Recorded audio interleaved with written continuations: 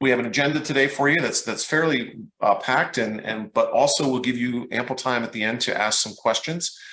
We will have a moderator, Dan Hobb, will take care of that for us. And as always, we will try to answer as many questions, and obviously we will get ones we can't. If you stump the professor, so to speak, then we will follow up with you with answers later. Talk a little bit about just a little bit of review from a transformation overview of what we're doing. Then we're going to jump into our BruinBuy Plus demonstrations. Then we're going to talk about training, which is going to be very, very important. We're hoping that all of you will participate in that, in the summer and in the fall. Also, we had a lot of questions last time about Concur expansion and how does that interact and interface with BruinBuy Plus. So we'll spend some time talking about that as well. And as I said, we'll leave you ample time for questions and answers. So sit back and enjoy, and we look forward to presenting to you today. Next slide, please. Our guest speakers, we've got our distinguished panel of folks, Janelle, Alexi, John, Dan, Michael, who are going to be with us today, and we really look forward to hearing from them, as we go through it. So appreciate the time and effort that they've put into this, in preparing all this material for you. Next slide. Again, just a real quick review. What is BruinBuy Plus? It is our new modern platform that is powered by Jagger software to actually help us to administer, request, buy goods and services and pay and enroll and pay our vendors. We're really striving to provide increased visibility to all of you as users, as to where your purchases and procurement stand, and give you better tools to be able to review and approve invoices in a timely manner, making it easier for all of us to conduct the business of the university. As we'll show you later, it's going to automate and integrate shopping, ordering, receiving, and invoice management in a single environment. And again, we're going to sort of show you this from a process perspective, not just a tool perspective. And then in our subsequent roadshows, we'll be adding on to that as well, so you get a real picture of how this works in the real world, so to speak. Why are we doing this? Our platforms are old; they're antiquated. Some of these applications are 30 years old, and they don't allow us the flexibility. They don't allow us the efficiency that a #1 public university such as ours requires. They've served their purposes, and it is time to transform them. Why Jagger? Jagger is a leading application software package that is used in the university environments to help us administer effectively our procurements. It also interfaces well seamlessly with Oracle, which we will be implementing at the end of next year. Next slide, please. Where are we right now? So I'm happy to say we are in testing. So we have built the solution, we have built the integrations to all of our various different systems. So we have user acceptance testing, which I'm sure some of you on this webinar are participating in. And I just want to take a pause to thank you and your colleagues for participating in user acceptance testing. It is most appreciated. We know that you are super, super busy. But we are super excited to have you as part of this process, and really are looking forward to getting feedback from you, on the application itself. Very quickly, and behind the scenes, we're going to talk more about that. We are preparing for training. We know that we have a numerous amount of people that need to get trained. We're also working through all of our making sure that our data is ready to go, that our purchase orders are loaded, that our vendors are loaded. We're moving through all of that in the background. We are getting ready to support getting our go live organization ready. We're ready to bring resources on, additional resources to help support you all through our go live process once we have the new tools in place, so that any questions that you have after we go live are answered quickly. That's kind of where we are right now. What I'd like to do is to turn this over, I think, now to Janelle to talk a little bit about functionality before we jump into the demos, give you a little bit of context about what you're going to see. Janelle. Thank you, Mark. Appreciate it. Hi, everybody. Nice to be here. So BruinBuy Plus has several new enhancements and upgraded features, and I know we've spoken to this, but it's so exciting. We want to reiterate it. There will be an Amazon-like shopping experience. There will be in-application communication tools, increased visibility, personalized dashboards with reporting, automated purchasing instructions, and reduced cycle times. Next slide, please. So here we're just going to go over some of the shopping and ordering activities that we are going to be able to be doing in BruinBuy Plus. Shopping from a catalog will look different in BruinBuy Plus. Shoppers will have access to 36 different catalogs that go live. We've created multiple different purchase request forms to guide users through the request process and make it very clear as to exactly what information is required to complete that transaction. We can even approve purchase requests directly in the system. There's no longer a need to send emails requesting approvals between different business units. We also have the option to mark orders as received in BruinBuy Plus, just as you do in current state today. Now, that was brief, I know, but we're going to pass it to you, John, to talk about the status of invoices. Thanks, Janelle. So we're moving on to invoice management. So in BruinBuy Plus, we're able to check to see if an invoice has been submitted against your order, if that invoice has been approved by AP or any other offices, and also see payment information if the invoice has been paid. We also have created a form called a direct pay form that will allow us to process invoices that do not require a purchase order, such as honorariums, memberships, subscriptions, and utility payments, just to name a few. Additionally, BruinBuy Plus has lots of reports that can be run to give us an informed view of the status of invoices, and you can also see your whole department's list of invoices, something that a lot of departments have been clamoring for. So now let's check out some demonstrations. Thank you, John. Okay, the moment we have all been waiting for has arrived.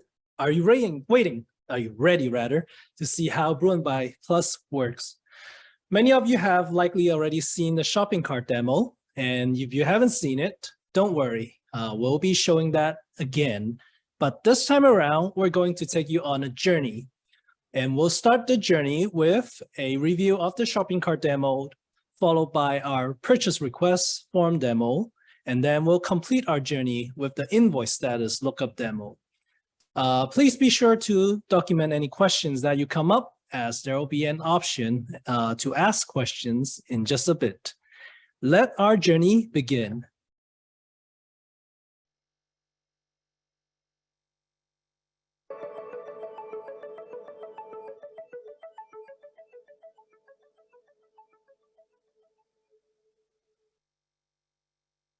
Hello, and welcome to the BruinBuy Plus e-procurement overview.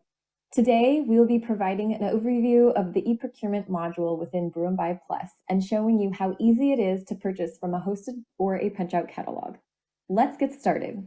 As you can see, I am already logged into the BruinBuy Plus application. This is the BruinBuy Plus homepage. This is where you will see all of your various shopping widgets that will allow you to make requests and purchases, as well as track those purchases and see any important updates from UCLA as provided. We will discuss this in more detail in a future webinar. The shopping widget allows you to search for items you wish to purchase.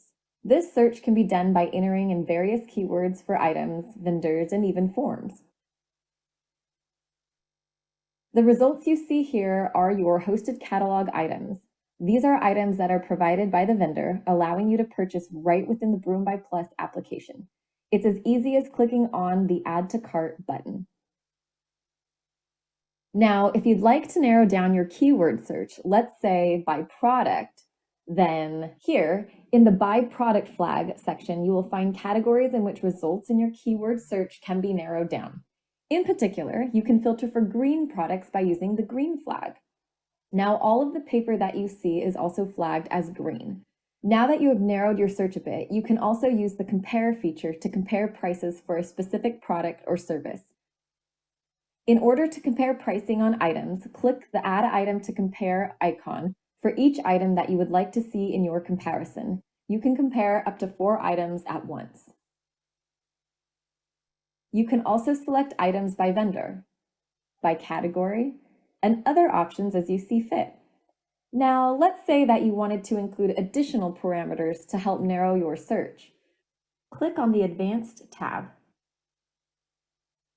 You'll see that you can find results that match keywords or system values within any fields you enter in below. You can even enter words that you want excluded from the search. And that advanced search tab is also available on the home page. And finally, you can favorite items that you purchase regularly by clicking the heart next to any item and saving them into a new or created folder. Now let's navigate back to the home page. The Showcases widget houses alternative methods that you can purchase items, such as via a punch-out supplier or by form requests. The punch-out suppliers section contains UCLA's preferred suppliers with punch-out catalogs, allows you to see which punch-out suppliers have been listed on your homepage for selection. You can click on a supplier and that will navigate you to an external site where you can purchase the supplier's items. The form request sections are UCLA custom-built templates that help guide your purchasing needs. For example, if you're looking to buy an item that you cannot find in your punch-out supplier's catalog or in your product search, you would want to use the purchase request form. The My Draft Cart widget shows you all the carts you have not submitted or are assigned to you.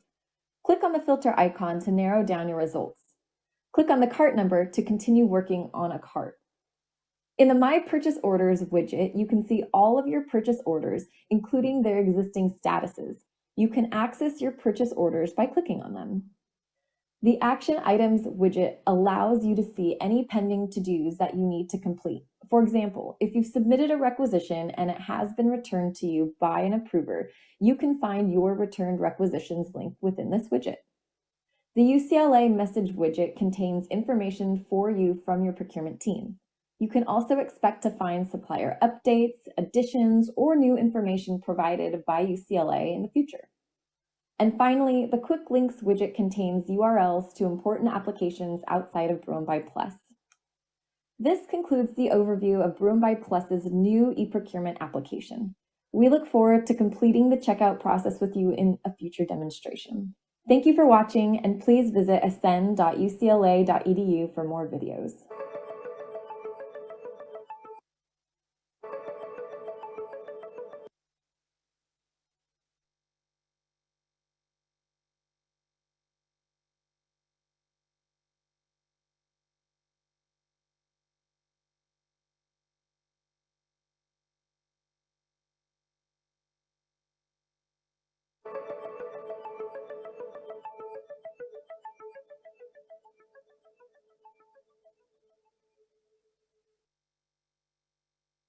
Today, we will be taking you through how to access the purchasing and payment forms, as well as demonstrating how to add a form into your cart.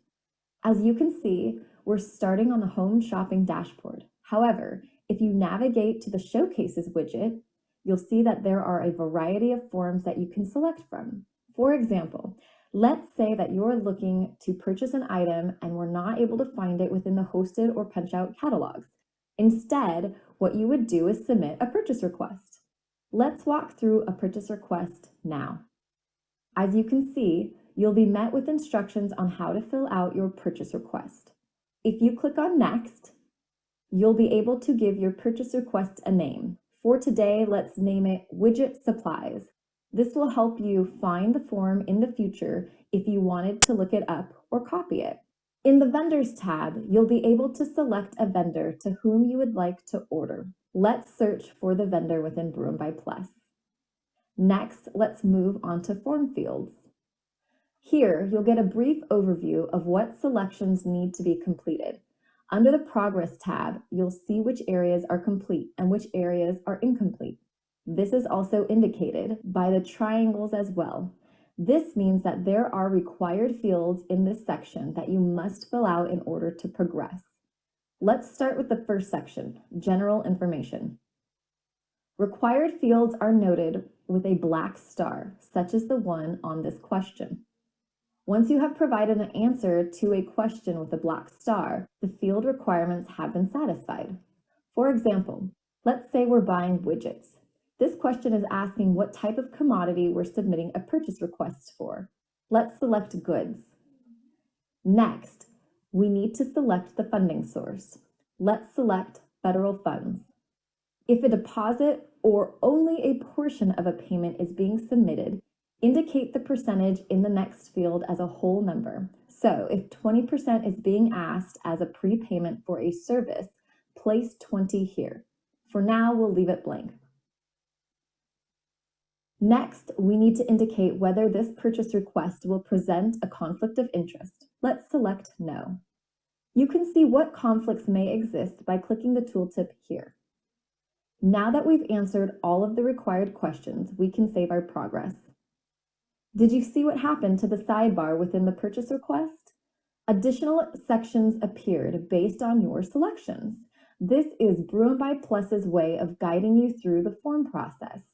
Answers to your questions may reveal additional sections containing additional questions to help guide you through the process.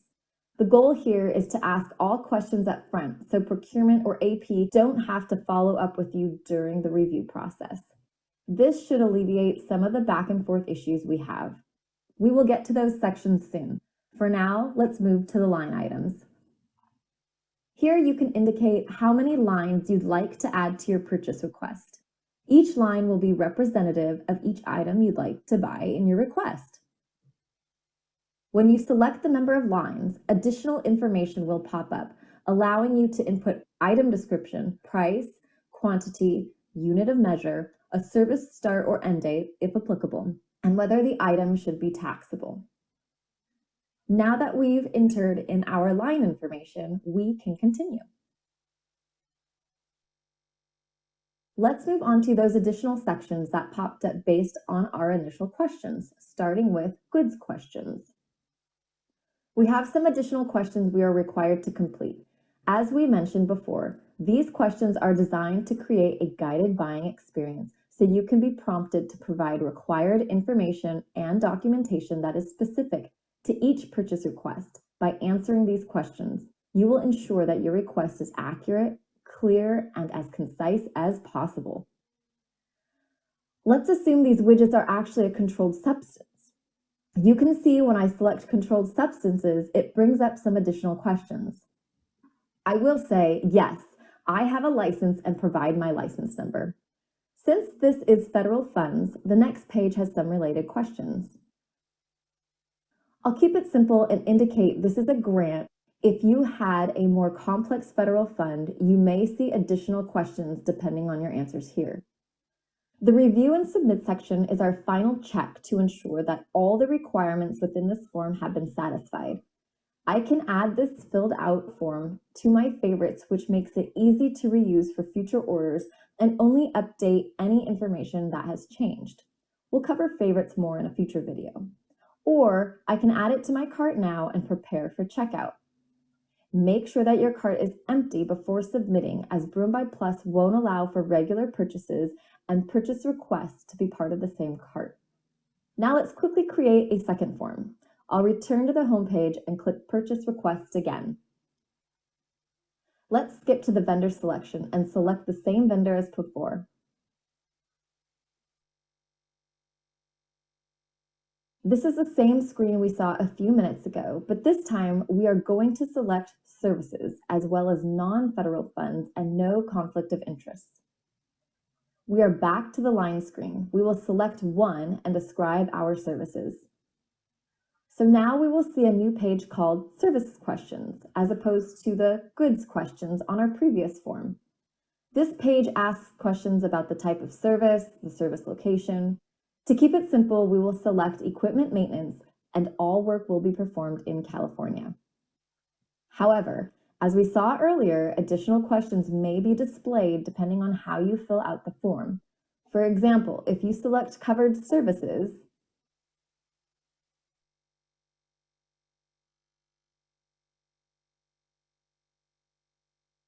for this demonstration, we will not be using covered services. Similar to how we saw different questions depending on whether we selected goods or services, we also have different questions based on the type of funding. Before we selected federal funds, and now we can see what the non-federal funds questions look like. Since we have selected such an expensive service, we have triggered some additional questions such as source selection. For source selection, let's select Professional Personal Services. This brings up a few new questions, which we will now answer.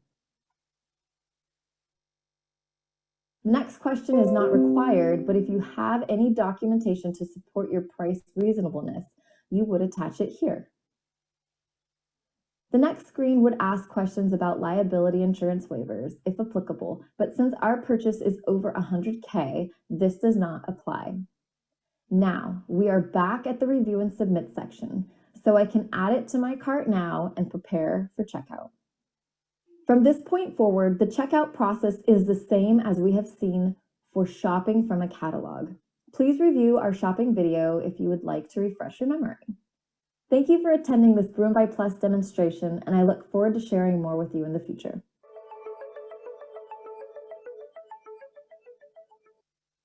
All right, so that last video was actually the campus premiere of the purchase request forms demo. So our last stop of today's journey is to learn more about how to look up orders, check order statuses, and look up invoices in BruinBuy Plus. So please enjoy.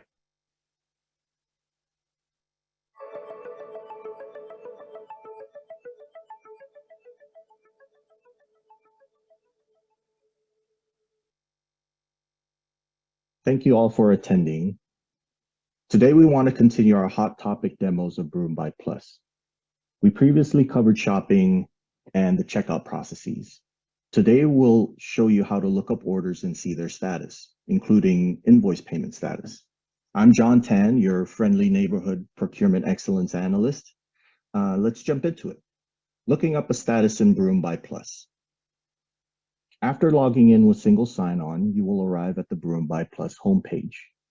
To do a status lookup, click on Reporting. The reporting screen allows you to view all purchase orders, invoices, and open requisitions in departments you have access to. Let's start by taking a look at purchase orders. To search purchase orders, you can click either the total purchase orders on the upper left of the screen or the approximate total amount. Both will take you to the purchase orders page. You can also get to the same screen by navigating to the Order tab in the left navigation and selecting the purchase order option under Search. There are various ways to narrow your search. The first is Quick Filters. From here, you can filter by vendor, PO status, home department, PO owner, invoice status, and more. As an example, let's find all the purchase orders that were created for a vendor named Quartzy. Now you can see all the Quartzy POs that were created. Another way to refine your search is by using the filter option at the top of the page. You can see a few dozen different filter options here. You can see that the vendor filter is active from your quick filters. You can narrow your search by a variety of options. For today, let's narrow our Quartzy purchase orders further by only showing POs that have been partially invoiced. If this is a report that you use frequently, you can save this report by clicking Save As at the top right of the screen.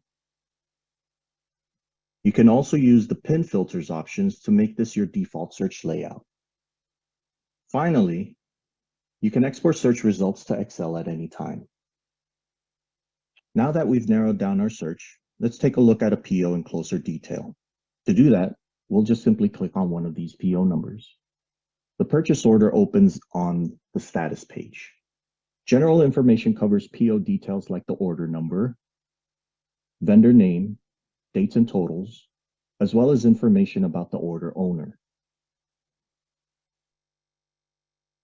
The document status section contains a lot of the information that previously required an email to accounts payable, such as the AP status, workflow status, and how and when the PO was delivered to the vendor. There are also links to any and all related documents to the PO, such as the requisition and the invoice. By clicking the requisition link, you can view the original request. This should look familiar as it's the same screen used to create the order. From here, you can easily navigate back to the invoice or the PO. You can also view invoice information by clicking the invoice header. You can view the voucher number, vendor invoice number, invoice date, due dates, and totals. To see more details, click on the voucher number. The invoice and payment information section includes information about the pay status and due date for the invoice. Status of payable means that the invoice has been approved to pay through the invoice workflow. Once the invoice has been paid in PAC, the status will change to paid, and the payment information will be populated. If the status is in process, then the invoice is not out of approvals yet. This information has a status of paid, so it has been processed for payment in PAC and references the payment information such as payment method, payment record number, and payment record date. Finally, let's see how comments can be entered and stored. This removes the need to email AP for information and status requests. In this section, all comments made by anyone involved with the document can be seen by the entire team. You can see here an AP user has asked a question. In it, it says there is a higher unit price on the invoice compared to the PO. Please review and adjust the pricing in order to pay the invoice. Clicking the reply button will allow you to post the answer. This way, all of AP can see the thread and review and approve much faster without having to dig through emails or other documentation. In the Show Comments dropdown, you can select to show comments just from the invoice or any other associated document. And that's it. You now know how to look up and search a status in the new BruinBuy Plus. To learn more about BruinBuy Plus and the Ascend 2.0 project, please visit ascend.ucla.edu. Thank you. Well, Alexi, Janelle, and John, thank you so much for another round of great videos. You know, and we know that people want to see these videos and these examples of how the system works. So really want to thank you for the amazing job that y'all did. Through this, you know, we want to let folks know that these demos are coming. There'll be more and more of them, but want to remind you that the training is coming, actual physical training, which is why I'm here today. As mentioned earlier, my name is Dan Ott. I'm the OCM director for the Ascend program. And I want to quickly give you a quick update on where we are with BruinBuy Plus training. As you can see on the slide, our first step will be facilitating the Train the Trainer program. And this isn't, you know, a standard Train the Trainer program. We've got trainers being currently identified and going through UAT. So these folks will be very much involved in the overall process of the program. And our goal is to have the trainers who are able to represent areas all the way across campus. So all four corners that we've talked about previously. Trainers will be responsible for training the larger campus community and folks using BruinBuy Plus, people who will be new to BruinBuy Plus. And we're going to be doing this through multiple training opportunities.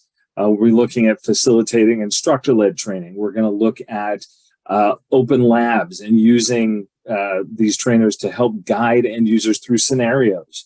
We're going to be hosting office hours. If you have more specific content or questions that pertain just to maybe a situation in your school or department.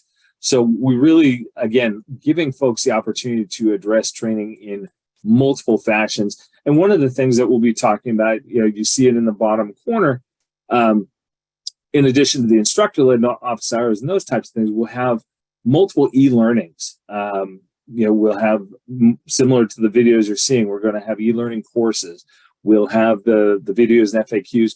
QRGs, if you're not familiar, it's a quick reference guide. So in past, we've seen people print them out, put them by their desk. If they know it's a system, a process that they're going to do on a regular basis, but maybe it's only once a month, they don't want to forget it. They'll print the quick reference guide out for themselves. And then again, the videos on demand will be available at all time. Everything you're seeing here, we'll give you links to where it lands in our UCLA YouTube channel and other areas that we're keeping these reference materials. So the instructor-led training and e-learning opportunities, we are expecting those to begin in the fall. You know, with Go Live happening in October, we're looking to can start that earlier in the fall and we'll continue past the go live date because we know that people want refreshers, or if someone is out, we want to make sure that they have plenty of availability or to that training at your convenience. You'll notice when we start scheduling these instructor-led trainings, it'll be your choice to pick what class works best for you and your schedule. So thinking about this, more details will be coming soon. We'll be pushing things out from a training specific perspective in the coming weeks. So again, keep your eyes open for that. You'll see it also in the, you should have received the Ascend newsletter yesterday, and training is a key part of that as well. So again, keep your eyes peeled on the materials that are being emailed out to you now, keep you fresh. And thank you for your time. I'll be back around for more Q&A later, but at this point, I'm going to pass it on to Michael Rupitz to talk about what's happening with Concur and how things are fitting with that in terms of procurement. Michael, take it away. Hey, Dan, thanks so much. Good morning, everyone. Exciting to talk and provide an overview of the Concur expansion. In gold here, we're highlighting in gold some of the 3 expansion packs, the first of 3 that will move from BruinBuy into Concur. In fact, that's already started. We'll talk about that in the next few slides. But just to highlight right here, non-T&E business expense reimbursements will be a new Concur functionality. Again, this was previously in BruinBuy. In addition to that, the monthly P card statement reconciliation, also a new Concur functionality, previously in BruinBuy. And in limited circumstances, back to the lower left corner of the slide here, cash advances will also be moved into Concur. We are always looking at ways to, through be it focus groups, be it pilots, to find better ways to support your units and support the overall mission of the university. And this is some of what's come out of that. Let's go ahead and jump to the next slide. Okay, so the P card expansion, this has already gone live, and many of you may have already come to our information sessions. This went live June 16th, and some of the big wins that came from this, you get real-time reconciliation. In essence, basically, within 2 days of your expense coming in, you get to go ahead and see that post in the Concur system, and you can begin the reconciliation process. Also, there is streamlined receipt management, multiple ways to get that receipt straight up into the Concur system, not the clunky old PCRS system with a lot of uploads and downloads and all of that. And finally, approval workflow improvements. In essence, when you your FAU does not get charged until it is approved by your department. And more to this as well, just in essence that this is now consolidated into one system and not multiple systems. Go ahead and jump to the next slide here. Okay, with the P card expansion, there's a couple ways to go ahead and find some more information. You can register for office hours. You can do so on the screen right here. You can also register on our website. We'll provide the links. We're doing office hours every Tuesday and Thursday from 1 to 2 p.m. In addition, in the lower left, you can see here that the P card hub has a lot of great information, training materials. You can see copies, which are, I highly recommend these, are previous information sessions that was held. You can go ahead and catch that recording there. And also, definitely in the lower right, please provide us any feedback. We're interested to know what you think as you see and go through this process. We will use this to build and develop additional training materials. All right, go ahead and jump to the next slide here. So excited to share about this too. So coming July 10, we will be expanding the non-T&E reimbursements. What's exciting about this is there is a system consolidation, everything in one place, as opposed to multiple locations for reimbursement. In addition, you'll get in reference to this guided prompts, you'll get alerts or warnings to help better align as you process your reimbursements through here with our policy and procedure, more real-time feedback. In addition, there's better transparency with receipts and process flow. Gone are going to be the days of having to email AP to get information back and forth. It's similar to a lot of you who've used Concur before. Your receipts are right up there inside the Concur system. All right, go ahead, jump to the next slide. And again, with this non-T&E reimbursement, we will be hosting some info sessions. Highly recommend you come to this. You're going to get a lot of your questions answered at these. Session 1 coming up on the 28th of June, 10 a.m. Session 2 will be July 5th at 11 a.m.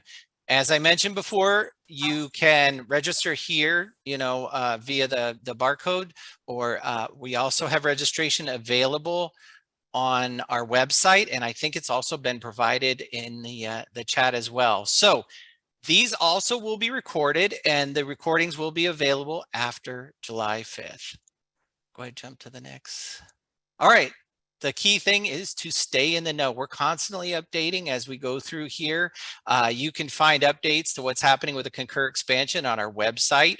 We've got the site up there. And additionally, any questions you might have, go ahead and email us at concurexpansion@finance.ucla.edu. All right. With that said, I'll go ahead and turn it over to John Tan for our Q&A portion. Thanks, Michael. So we hope you enjoyed the presentation. I know that the Concur portion of the roadshow here is a big deal because there's a lot of big changes with regards to Concur and the transactions that will reside there. So thank you so much, Michael, for that. So now we come to the Q&A portion of the event. I know that there's already a lot of questions being asked in the Q&A. We're trying our best to answer them as they come up. So again, if we're not in the event that we're not unable to answer these questions, please know that they will be added to the FAQ document and uploaded to the program website. So now I'll pass over the Q&A to Dan. Great. Thanks, John. So we've got some time here, so we'll hopefully get through many of these questions. First off, I see Jenny and Marissa both are asking about H&I status. John, Yeah, it looked like I can answer to that. Yeah, I was about to type out an answer, but H&Is in the technical sense won't exist in BruinBuy Plus, but what will take it over would be notifications of exceptions. So if an invoice came in where it wasn't able to get processed because of various reasons, i.e. the most common ones, insufficient funding or insufficient quantities on the PO, there will be you will be notified of those invoices and of those statuses. You can also pull up reports within BruinBuy Plus, and you can save those reports to pull up your H&I, quote unquote, H&I invoices, basically your exception invoices in BruinBuy Plus. So long story short, yes, it will continue. You guys will see it, but it's not in the typical way that you know it now. It's going to change. Thanks, John. Hopefully that answered both questions around H&I.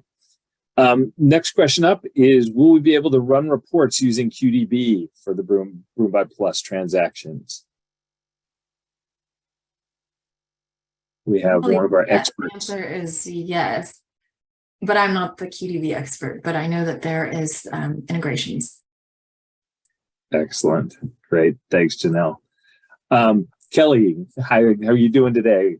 Your question, we would like to view our invoices before they're submitted. Are you saying we can't do that and that vendors must submit them themselves? Janelle, is that an invoice question for you or Alexa and John? John, we can tackle it.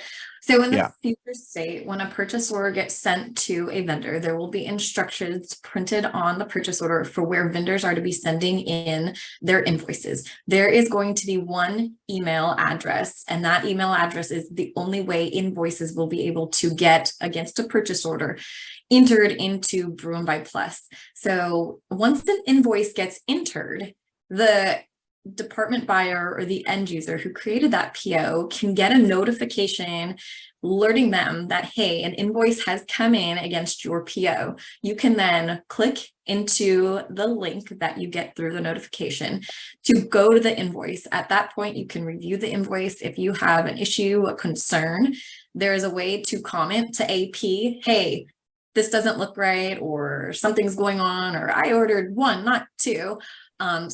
We're not trying to remove you from the invoice processing. What we're doing with the system is allowing it to function efficiently, leveraging the technology it affords us, and just transitioning the way that we currently have invoices being submitted and reviewed.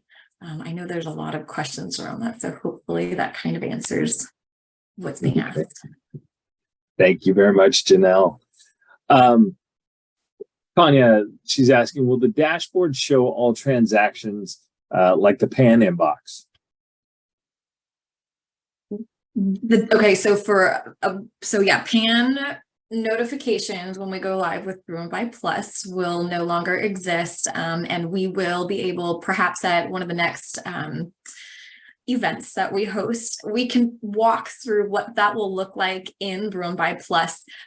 There will be reporting. There will be the ability for mandatory and non-mandatory current PAN reviewers to go into BruinBuy Plus to leverage the reports and see those specific dashboards for all transactions that they would normally be reviewing in current state. Thanks, Janelle. All right, Michael, I'm going to throw this to you. Concur is a headache in trying to run reports. Will there be a list of reports that are more user-friendly or can be customized? So this may have to be a takeaway. Great question. I think it depends on the type of report and so forth. I think we'll have to take this back for follow-up to respond to that one. Okay, great. We will get back to you, Brenda, on that Concur headache issue. All right, Irma, one-time payment verification and W-9 verification. What is the process, and will it take 3 months for approvals? So I can answer John? that. So the one-time payee will not exist in BruinBuy Plus. So in order for you to pay an individual, they will need to be onboarded into PaymentWorks. So I believe they are working on a form to onboard these individuals in a much faster turnaround time than what we're used to with the regular vendors. But yes, the one-time payees will need to be onboarded into PaymentWorks in order for them to be paid within BruinBuy Plus. Great. Thanks, John. Annie, how do we submit our status or orders over $5,000 with the new system? I'm going to kick you, Alexi, to answer this one. I'm sorry, I was typing in. What's the question again? That's okay, I'll take it. So the order class, the letters, they won't be in existence anymore when we go live with BruinBuy Plus. We are now using forms. So the demo that we just showed, the second demo with the purchase request form, that will be the form or the way you would create in current state an R class order. That purchase request form will guide you through all goods and service transactions, and it will populate questions, things that might need to be attached as necessary. But that form will be how you would create what you would consider an R class order today. Lanny, that answered that question. All right, Kelly, another one. Let's see. What is the date when vendors can't send us send their invoices to us anymore and must submit them themselves? Is there a date to that?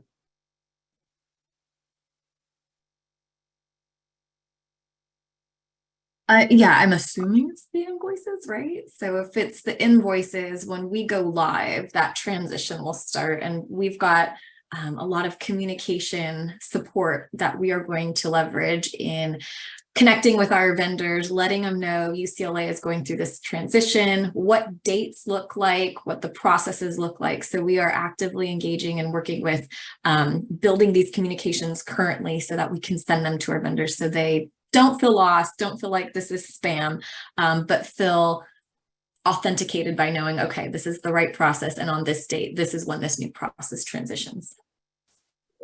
Thank you. Catherine, looks like John is responding to yours. I'll go to Rebecca. Can departments upload invoices? Some vendors, especially small and large vendors, will have issues uploading invoices on their own and would just mail or email the invoices to the departments. So that's kind of in line with what Catherine is asking that I'm typing out the question for. So I might kill two birds with one stone here. So departments, there will be a way in which departments can still submit invoices to us, but more information will be given to the campus on how to do that in due time. We're still developing the infrastructure on how to do that and the logic and the business processes behind it. So there will be a way in which departments can still submit invoices that they receive. But I want to emphasize that the proper way in which PO-based transactions should work in terms of a procure to pay workflow is that departments create the requisitions, which in turn creates the POs. The POs will then inform the vendors to fulfill the order, whether it be a good or a service. They will fulfill that order. The invoices should come directly to AP. So we want to maximize that workflow, that P2P ecosystem, so to speak, and not have a lot of deviations from that rule where vendors are not sending invoices to AP directly, but they're sending it to departments for one reason or another. So yes, there will be a way in which departments can do that, but we are going to try to monitor those types of submissions, and we want to kind of minimize that, if not eliminate it in the future. So hopefully that answers the question. And John, it looks like there's a follow-on question about P-class, outside services that had their P-classes already. We normally review the invoice and approve it by management. Is that an exception or an add-on to that discussion? Right. With the P classes, I'm assuming that maybe in current state, your P classes you're turning receiving on, and receiving is done as an approval mechanism on your end. If that is the case, then you're still able to do that in BruinBuy Plus. So I really don't feel the need in which your departments would need to get the invoice first to approve it, because it'll be in BruinBuy Plus. And the biggest change to this, and I want to emphasize this, is that departments can view invoices in BruinBuy Plus.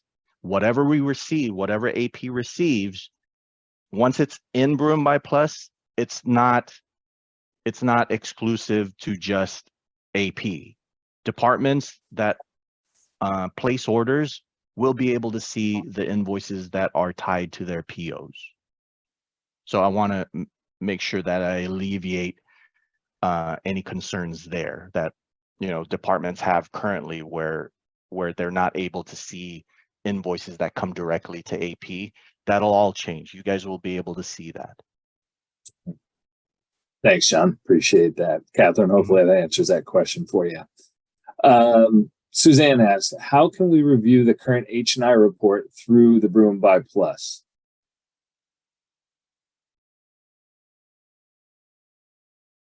How can we review the current H&I report? John. Yeah, the wheels are turning on this. So right now we are undergoing efforts to minimize the H&I invoices as we approach go live with BruinBuy Plus. There, you will still be available to view your current H&I report through BruinBuy, but at some point there will be a cutoff to that. And BruinBuy Plus, with the orders that you create there, if by any chance there is an exception in terms of payment, you will see it on the BruinBuy Plus side. The H&I invoices that are in current state, in terms of reporting, would stay in current state reports, like the H&I reports that you currently have. And hopefully that answers the question. And I don't know, Janelle, if you or Alexi, if you have anything to add to that, or even Michael.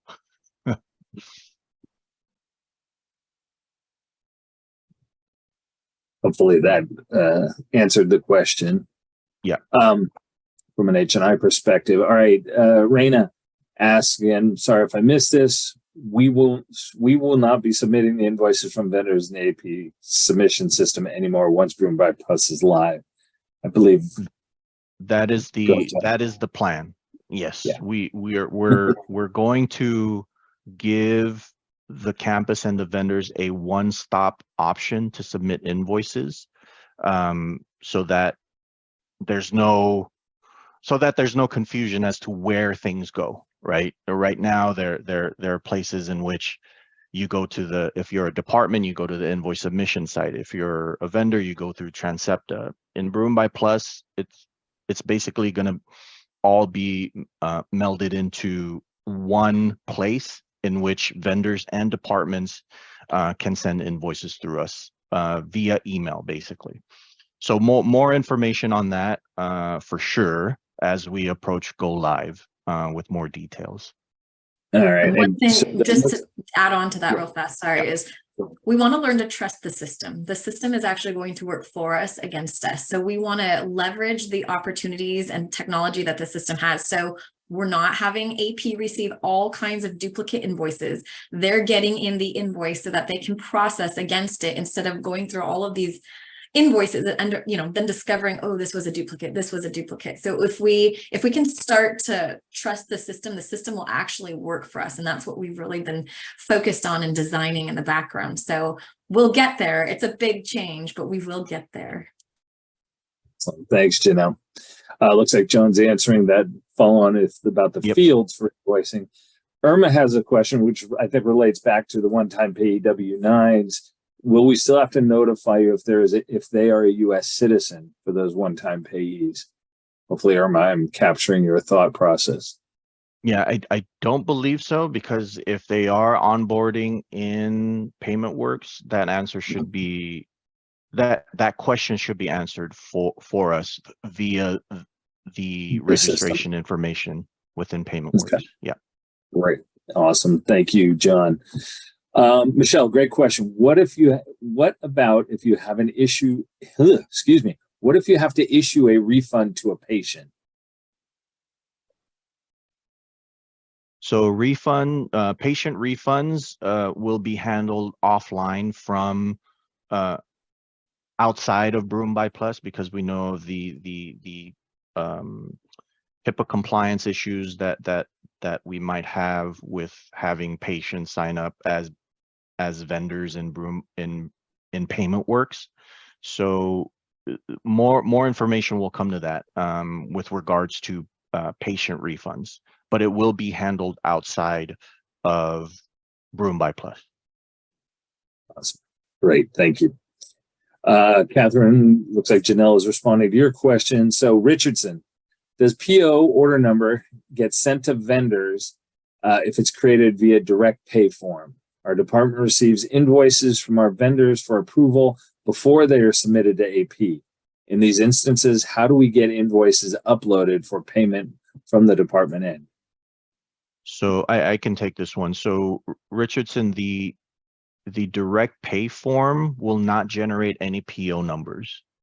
So if you already have a bill, so let's say a utility bill that you get, which is a common bill to get directly by departments, right? So the department gets the bill, you would fill out the direct pay form for that utility bill and attach a copy of the utility bill on that direct pay form. And once you click submit, there's no PO that generates, but instead a payment request or a check request will go into AP's queue for AP, somebody designated an AP to look at direct pay forms, to review that form that you submitted along with a copy of that utility bill and process the payment.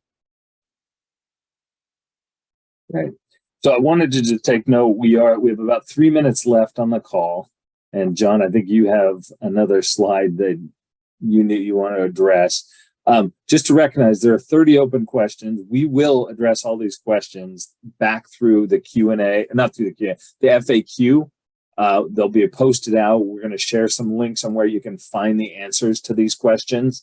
But know that we're looking at all of them. We'll address all of them through our expert panel. So John, do you want to take the last how to get involved slide? Yep. Thank you, Dan, so much. So guys, there's many ways to stay involved. First and foremost, please attend our procurement related events such as the July 18th office hours that we're offering and the next Roadshow that will be on August 29th. Invites for all those events are coming soon. So I would suggest spreading the word.